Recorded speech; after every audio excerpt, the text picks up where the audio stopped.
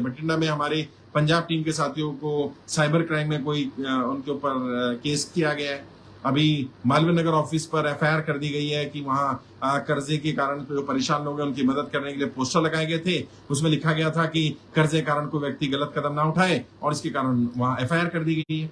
अभी हिमाचल में सुनने को मिला, अभी मध्य प्रदेश में सुनने को मिला, महाराष्ट्र में सुनने को मिला कि हमारे कई केंद्र वालों को परेशान किया जा रहा है और वहां पर काम नहीं करने दिया जा रहा।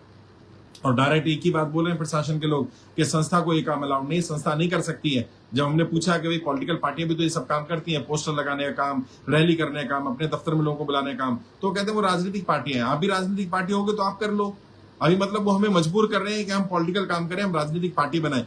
तो मैंने बार बार कहा है कि मैं इससे गुरेज नहीं है, मुझे कोई बुरी चीज नहीं लगती है, और मैं समझता हूं अच्छे काम के लिए राजनीति करना कोई बुराई नहीं है। हम पॉलिटिकल पार्टी बना सकते हैं, हमें कोई दिक्कत नहीं आएगी, लेकिन हम चाहते हैं संस्था के थ्रू काम होता रहे। हम लोग नहीं चाहना चाहते कि पॉलिटिकल पार्टी बनाई जाए, फिर उम्मीदवार खड़े किए जाए, फिर वो पूरा प्रोसेस शुरू किया जाए, जनता के बीच आया जाए, वो सब लड़ाई लड़ी जाए। मैं नहीं चाहता, अभी मेरा मन नहीं है सब लड़ाई लड़ने का। लेकिन अगर हमें मजबूर किया गया, हमें काम नहीं करने दिया गया, हमें बार बार बोला गया कि आप संस्था है तो हम आपको अलाउ नहीं करेंगे, आप पॉलिटिकल पार्टी होते तो अलाउ कर देते, तो भाई मैंने बार बार कहा है कि ये राजनीतिक मुद्दा है। मुझे अगर राजनीतिक पार्टी बनाकर काम करना पड़ा तो मैं कोई गुरेज नहीं करूंगा। ऑलरेडी मेरे स्टूडेंट ने 10 से ज्यादा पॉलिटिकल पार्टियां रजिस्टर्ड करा रखी है।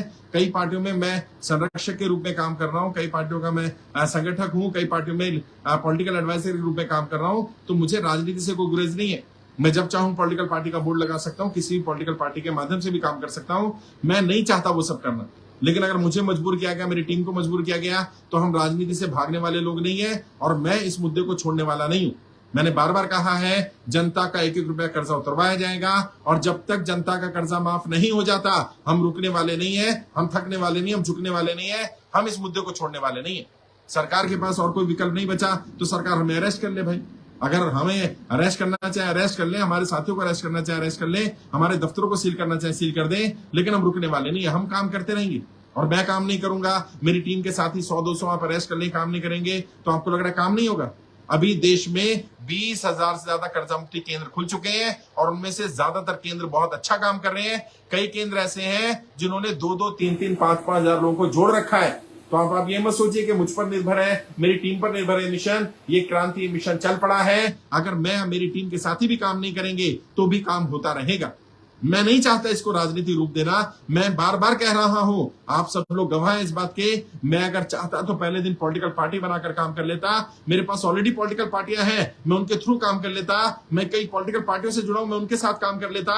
मैंने जानबूझ करके एक संस्था बनाकर काम करना स्वीकार किया, क्योंकि मैं नेताओं पर अननेसेसरी दबाव नहीं बनाना चाहता। मैं ये नहीं बताना चाहता कि मैं आपको रिप्लेस करने के लिए भी तैयार हूं। लेकिन अगर उन्होंने मनमानी करी, उन्होंने हमें काम नहीं करने दिया, प्रशासन ने हमें रोका, तो फिर हम पॉलिटिकल उस पर जाएंगे, फिर हमारे पास कोई विकल्प नहीं बचेगा। लेकिन मैंने कहा है हमें वो करना पड़े या जो भी करना पड़ेगा करेंगे। जनता की कर्जा माफी एक ऐसा मुद्दा है जिस पर हमें काम करना है, और सरकार को इस पर संज्ञान लेना पड़ेगा। और प्रशासन के लोगों से भी कहना चाहता हूं, पुलिस के अधिकारियों से कहना चाहता हूं, जो एडमिनिस्ट्रेशन के लोग हैं, जो डीसी हैं, जो कलेक्टर्स हैं, जो इस तरह के ऑर्डर निकाल रहे हैं, केंद्र बंद कर दिया जाए, काम नहीं करने दिया जाए। एक पोस्टर लगाने पर, जो कि पोस्टर किसका है, किसी कंपनी का पोस्टर नहीं है, कोई प्रोजेक्ट का प्रचार नहीं कर रहे हैं। हम क्या कर रहे हैं, पोस्टर पे लिखा है कर्जे के कारण कोई व्यक्ति आत्महत्या ना करे, नोटबंदी, जीएसटी, लॉकडाउन के कारण किसी का व्यापार बंद हो गया, नौकरी छूट गई है, तो घबराना नहीं है, परेशान नहीं होना, निःशुल्क कर्जों भारत अभियान में जुड़िए। 1 रुपया किससे नहीं लिया जा रहा। यहाँ जितने लोग सुन रहे बताएं, 1 रुपए का भी किसी तरह का डोनेशन लिया गया हो, किस तरह की सपोर्ट ली गई हो, कोई मदद की ली गई हो, कोई कर्जा मुक्ति के नाम पर, रजिस्ट्रेशन के नाम पर, ट्रेनिंग के नाम पर किसी तरह का भी पैसा लिया गया हो तो बताइए। अपनी जेब से पैसा लगाकर काम कर रहे हैं, लोगों की मदद कर रहे हैं। 1 लाख से ज्यादा लोगों को आत्महत्या करने से बचा चुके हैं, लेकिन प्रशासन के लोग, मुझे समझ में नहीं आ रहा क्या कर रहे हैं। और जहां ये काम जो मैं कर रहा हूं ना, ये काम सरकार का काम है भाई। जो मैं और मेरी टीम काम कर रहे हैं, ये काम सरकार को करना चाहिए, सरकार के स्तर का काम है, ये हमारे स्तर का काम नहीं है। जितना हमारा सामर्थ्य हम कर रहे हैं, हमें रोकिए तो मत। कम से कम 1 लाख लोगों को आत्महत्या करने से बचा चुके। सोचिए, इस पर तो रिवॉर्ड मिलना चाहिए, अवार्ड मिलना चाहिए। मेरी टीम का कोई भी साथी ऐसा नहीं है जिसने 100, 200, 500, 1000 लोगों को कर्जे की दलदल से ना निकाला हो, जिसने उन्हें आत्महत्या से ना रोका हो। उन्हें तो सम्मान मिलना चाहिए। ये लोग असल में एक्चुअल में भारत रत्न है।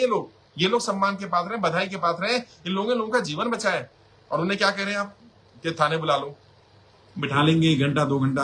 अरे भाई 1 घंटा 2 घंटा नहीं, पूरे दिन बिठा के रखो यार। हम लोग इसी काम के लिए निकले हुए।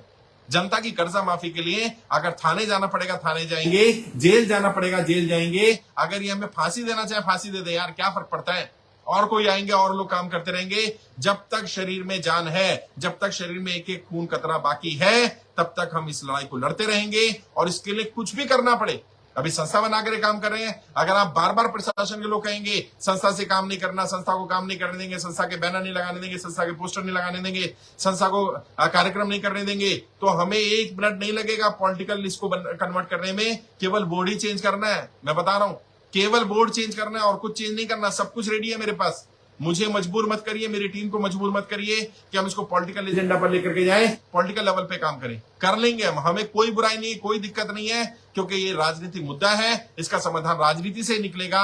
मैं बार बार यही कह रहा हूं, मैं ये सब करना नहीं चाहता। इसका मतलब ये नहीं मुझे करना नहीं आता है, मुझे करना आता है। मुझे मालूम है कि ये राजनीतिक मुद्दा है। 543 लोग आराम से मिल जाएंगे मुझे, और 1000 करोड़ का फंड चाहिए, फंड लगाने वाले लोग मिल जाएंगे। 1000 लोग भी ऐसे मिल गए जो 1-1 करोड़ रुपए का दांव खेलेंगे, तो 1000 करोड़ रुपए भी इकट्ठा हो जाएगा। और मैं तो बार बार कहता हूं, देश में एक अंबानी एक अदानी नहीं चाहिए मुझे 1000 अंबानी अदानी चाहिए। ऐसे 1000 लोगों को ढूंढा जाएगा जो वाकई में अंबानी अदानी स्तर पर ईमानदारी से पहुंचना चाहते हैं, बेईमानी से नहीं, देश के संसाधनों का यूज करना चाहते हैं, मिसयूज नहीं। और उन्हें लीगल तरीके से जो हेल्प की जा सकती होगी, जो ऑथराइज तरीके से हेल्प की जा सकती होगी, जो सरकारी फैसिलिटी दी जा सकती होगी ईमानदारी से, वो सारी फैसिलिटी उनको दी जाए, सारी सुविधा दी जाए, ताकि 1000 अंबानी अदानी लेवल के लोग पैदा हो, तैयार हो, और वो लोग 1-1 लाख लोगों को रोजगार देने का काम करें, ताकि सरकार को रोजगार ना देना पड़े। 10 करोड़ लोगों को तो यही लोग रोजगार दे देंगे यार। मुझे सारी बातें पता है, मैं ये सब नहीं करना चाहता, मैं उस ट्रैक पर नहीं जाना चाहता। मुझे दिक्कत नहीं आएगी, मुझे मालूम है मुझे फंड देने वाले लोग भी मिल जाएंगे, ऐसे लोग मिल जाएंगे जो इन्वेस्ट करने वाले होंगे, ऐसे व्यापारी मिल जाएंगे जो 1-1, 2-2, 5-5 करोड़ रुपए का दाव भी खेल देंगे। मैं सब चीज व्यवस्था कर सकता हूं, मैं नहीं करना चाहता। मैं बार बार यही कह रहा हूं प्रशासन के लोगों के, शासन के लोगों से, सरकार से, मुझे ये मत करवाओ। मैं जो अपना काम कर रहा हूं मैं उसमें खुश हूं, मैं वही काम करता रहूंगा। हमारी टीम के साथी भी जो काम कर रहे हैं वही करते रहेंगे। ज्यादा लोग पढ़े लिखे हैं, समझदार हैं, मिच्योर हैं, वो लोग अपने स्तर पर काम कर रहे हैं, उन्हें उनका काम करने दो, उन्हें मजबूर मत करो। बार बार यही कह रहा हूं मैं। अगर आप ये सोचते हैं कि ये सब करके हम रुक जाएंगे, 1 FIR नहीं साहब, आप 50 FIR करो यार, हम रुकने वाले नहीं है।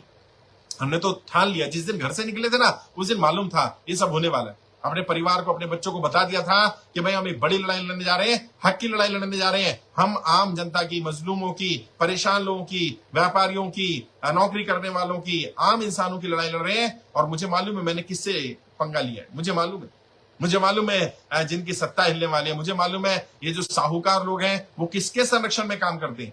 आपको लगता होगा केवल पुलिस का संरक्षण इनको होता है, ऐसा नहीं है। साहूकारों को राजनेताओं का संरक्षण प्राप्त है। राजनेताओं के भाई, रिश्तेदार, उनके जानकार, उनके अपने टीम के खास गुर्गे, वही लोग उगाई का काम करते हैं। वेस्टर्न यूपी में मुझे बताया गया जो सड़क चलते गाड़ियां छीन ली जाती हैं, एक बड़े नेता है, उनके भाई ये काम कर रहे हैं, वो रिकवरी का काम कर रहे हैं, उन्होंने रिकवरी एजेंसी बना रखी है। अब सांसद का भाई अगर ये काम कर रहा होगा तो किस प्रशासन की मजाल है, किस पुलिस वाले की मजाल है कि वो सांसद के भाई पर हाथ डाल दे, किसकी मजाल है कि वो उनके खिलाफ एक्शन ले ले। और इसीलिए इनके ऊपर, रिकवरी वालों के ऊपर एक्शन नहीं ले जा रहे, उनके ऊपर ज्यादा असर नहीं पड़ रहा। लेकिन अभी मैं नेताओं से कहना चाहता हूं, आप जनता के हित में काम करिए। ऐसा कोई काम मत करिए जिससे जनता आपसे नाराज हो जाए। एक बार जनता ने अगर आपका साथ छोड़ दिया तो फिर जनता आपके साथ दोबारा नहीं आएगी।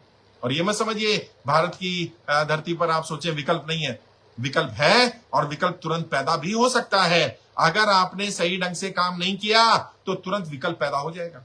विकल्पहीन नहीं है दुनिया, विकल्पहीन नहीं है भारत की राजनीति। नया विकल्प पैदा हो जाता है, जो आपको दिख रहे होते हैं वो चेहरे एकदम से हट जाते हैं और नए चेहरे आ जाते हैं।